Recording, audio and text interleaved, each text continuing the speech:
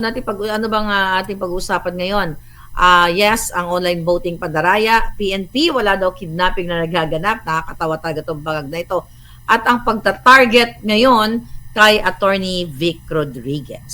So mga kababayan, nakatanggap tayo at actually natanggap ko na bago nag-post si Attorney Vic Rodriguez na siya ay tatargetin, ay may plano talaga siyang targetin ng mga bangag. Matagal na nga naman. Actually, Attorney Vic, matagal ka nang tina-target. Di ba? The moment pa lang na nilabas mo ang iyong The Kingmaker na libro, ay tina-target ka na ng mga bangag na ito. Sabi nga na Attorney Vic, Black Saturday, Black Propaganda. Sabi niya, sa nalalabing 21 araw ng kampanya, inaasahan ko na ang higit na magpalaganap ng mga malulupit na black propaganda laban sa akin. Alright? Ito ay bahagi ng organisadong atake ng mga tiwali at eksperto sa pambubudol na pipilitin idiskarel ang aking kandidatura na higit lumalakas habang papalapit ang araw ng eleksyon dahil sa tiwala, tulong, suporta at pagmamahal ninyo na mga mamamayang Pilipino. Manatili tayong focus sa layon na mawakasan ang katiwalian, korupsyon, kagutuman, kriminalidad, droga at panghihimasok ng banyagang interes na siyang tunay na ugat at dahilan sa pagpalaganap ng kahirapan sa ating bansa ngayon. Gawin nating inspirasyon ang desperasyon na ipinapakita ng mga nakakubling kalaban gamit ang sandata ng paninira upang higit pa nating pag-ibayuhin ang ating kampanya at pakikipaglaban sa panlilinlang, pananakot at pandaraya at hindi lang sa number 56 ngunit sa buong Duterte 10. Mga kababayan, nung si Attorney Vic Rodriguez, number 56 sa balota, ay nakipag-alyansa, wag natin gamitin yung alyansa, ay nag-align ng kanyang nagpakita at nagpahayag ng kanyang suporta kay Pangulong Duterte nung siya ay naglabas ng mga katotohanan even before ng kanyang libro, ay talagang naalarma na ang mga bangag dahil maraming isinuwalat ang Pangulo, ang Attorney Vic Rodriguez laban sa dati niyang hindi niya pinagtrabahuan dahil di naman sa pinasweldo, kaya takot na takot ang bangag administration at sisirain ang kandidatura ni Attorney Vic Rodriguez. Sinabi ko nga sa inyo, nung inilabas nila pinalabas uli nila yung pulburon video sa TRICOM na kung saan, di ba, nagbayad sila, excuse me, at inilabas nila yung kanilang walang kredibilidad na self-confessed, addictus benedictus at nagbibenta ng laman na witness, talagang pinakita din ang letrato ni Attorney Vic doon kasama nga doon sa Hong Kong. Hudyat yun, sinabi ko na sa inyo, hudyat yun na baka ito ay gagamitin nila para i-connect ang Attorney Vic Rodriguez dito sa katulad ng kinakaso nila sa amin ni Attorney Harry Roque ni Spokes Harry na inciting to sedition. So hindi ito bago, mga kababayan, sa akin at hindi ako nabibigla dito sa ginagawa ng mga walang hiyang ito. So ngayon, So ngayon, ito ang plano nila, ang idiskaril ang kandidatura ni Attorney Vic Rodriguez dahil nga isa si Attorney Vic Rodriguez sa nag-expose kasama si Congressman Ungab, sila Pangulong Duterte dito sa vice cameral, okay? Vice cam na kung saan ay nabukelya ang bangag at ngiwi-ngiwi na administrasyon ni Marcos Jr. sa pagnanakaw sa Kabanang Bayan. So bilang ganti nila, kaya Attorney Vic Rodriguez, gagawin nila ang lahat ng kanilang kaibil-ibilan, kaitim-itiman para gantihan. Actually, hindi naman kaganti-ganti ang ginawa ni Attorney Vic Rodriguez dahil ito ay para sa mamamayang Pilipino. Ngunit dahil vindictive narcissist nga itong mga bangag na ito, may mga sapi, may mga saltik dahil sa kabangagan, sobra na ang kanilang pagiging addictus benedictus, kaya lahat tayo ay pinagtitripan. Sabi nga ni Joan Pantoja, lahat naman sinisira nila, gawin talaga nila iyan. Kawatan talaga yung mga bangag na yan. Kahit normal na tao, pinapatulan. Yan, sabi ni John. Alright? So ngayon, nakikita nyo na po, siguro naman, ramdam ninyo at nakikita ng inyong mga mata ang pagta-target sa amin lahat. Pagta-target, unang-una, ako ang tinarget, kinidnap, si Pangulong Duterte, at yan, si Doc Lorraine, I think she's in the process of her asylum also. At kanina, kasama natin si Dr. Lorraine Badoy, si Ka Eric, okay? Attorney Harry, ako at iba pang mga vloggers na nananindigan ay tina-target talaga. At number 1 talaga ako, may assassins pa ako eh. Diba mga palangga? Sabi ni Miriam Hill, nakakaiyak naman ang ginagawa ng mga gobyerno, kawawa ang mga tao, kawawa ang Pilipino. Kaya nga palangga, wag tayong bumitiw. Okay?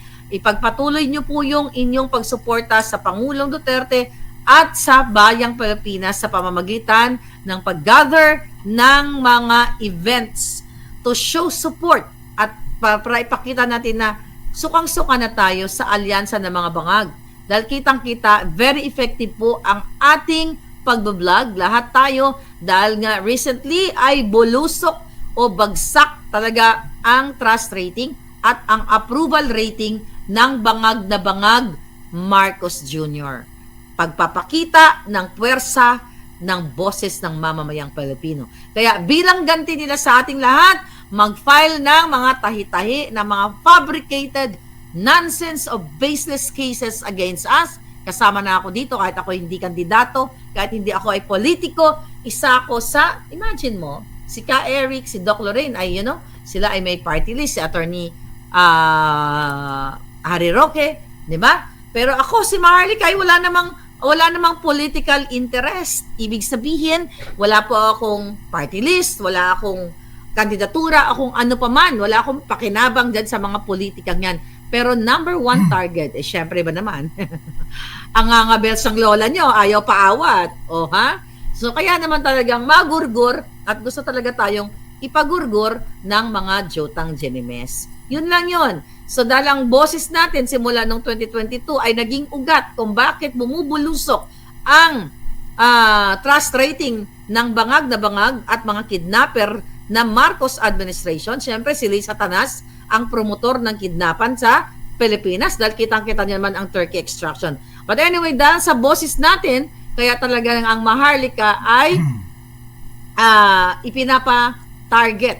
Okay? Pinapa-target o tina-target ng mga bangag na ito. Alright. Only in the Philippines, ang online voting, sabi ni, ayun na nga, mga palangga, yun nga ang intention nila, no? Talagang para dayain ang ating boto. Ang boto ng mga Pilipino. Sabi ni Inds Vlog, Madam, nag-vote ako dito sa Kuwait pero di namin na-check ang binoto namin dahil di na kami makalag-in sa account. Papaano ito? Saan kayo bumoto? Sa sa gadget ninyo or sa konsulado po kayo pumunta? Okay? Please pakisagot yung palangga para ma-address natin ang iyong hinaing.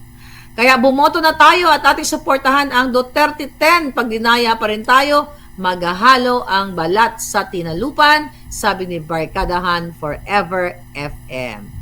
Sabi ni Charmaine Chin, nasaan daw si Attorney Glenn? Actually, kasama namin siya kanina sa Kongreso ng Bayan at nagbigay nga siya ng insights na i-surge natin, magkaroon tayo ng vote surge para hindi manaig ang pangdaraya na ginagawa ngayon ng mga bangag. Kinumpara nga ni Attorney Glenn Chong nung 2010 election, 2016 election, Duterte versus Marojas, na kung saan nagkaroon din ng dayaan na election, pero dahil sa voting surge ay nanalo pa rin ang Pangulong Duterte. Alright. So, sa mga hindi ganun kaalam sa computer, pwede po kayong pumunta sa embahada o sa mga konsulado at wag nyong kalimutan. I-insist ninyo, i-assert ninyo ang rights ninyo, magdala na kayo ng listahan na iboboto ninyo at doon sa after nyo magboto, magkaroon ng QR code ba yan o yung pinapakita na, what do you call it, na information right after your vote ay picturean ninyo. So pag bumoto kayo, dapat group kayo para mas marami kayong boses, screenshot ninyo. Sabi nga ni Frida, screenshot ang binoto, ilabas natin ang mga resibo. So wag niyo pong i-post sa social media kasi magkakaroon ng election offense according to Attorney Hoson. So I'm just worried doon sa naglabas at baka targetin na naman ng mga bangag. Imagine mo, ang ordinaryong Pilipino ay tinatarget ng mga bangag na ito. So mag-ingat tayo at magtulungan tayo dito mga kababayan para iwas tayo sa mga bangag na matarget kayo. Ako okay lang ako targetin nila kasi kaya ko silang labanan ng head-on. Okay?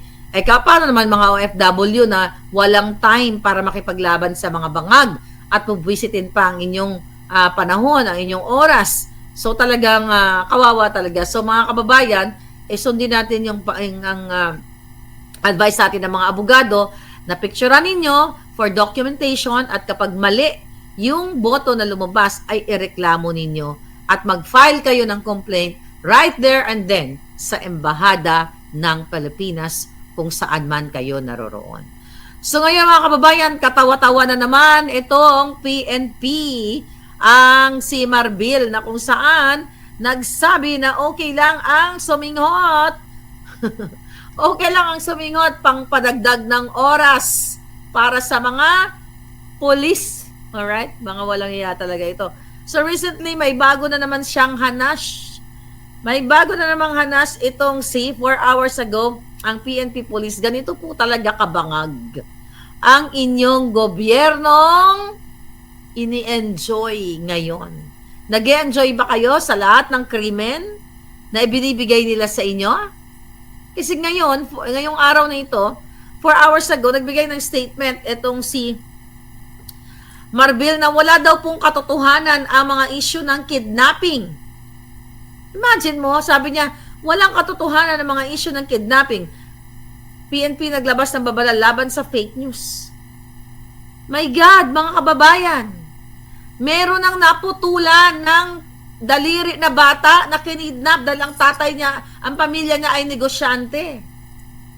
Diba? Si Anson Ke, nakakakidnap na ginurgor kasama yung driver nila. Paano naging fake news yan? Nakita nyo? Ang kawalang hiyaan ng gobyerno ito. Ginagago na kayo lahat. Sabi niya dito, fake news daw yung kidnapping. Ang sabi ng PNP ni Marbil, sabi niya, mariing pinabulaanan ng PNP ang kumakalat na maling impormasyon sa social media na umano'y may mga kilalang negosyanteng dinukot. Di lahat ng media fake news. So fake news yung mga picture na nilabas, yung mga video, o yan, mga picture ng mukha ng ginorgor na mga biktima. Nakita nyo? Nasa ibang mundo yata nabubuhay itong mga bangag na ito. Talagang bangag na bangag sila. Wala daw katotohanan. Ang sabi pa dito, at sinisisi di ba nila sa pagtaas ng krimen daw o yung mga issue ng sinisisi nila ang pagtaas ng krimen. Ito daw ay walang katotohanan dahil ito ay fake news galing sa social media. My God, I don't know dyan sa Pilipinas. Ito mga uniformadong pulis, ito mga men and women in uniform. Bakit ayaw nyo pang manindigan at sabihin na bangag na ang pamumunuan nitong PNP na ito?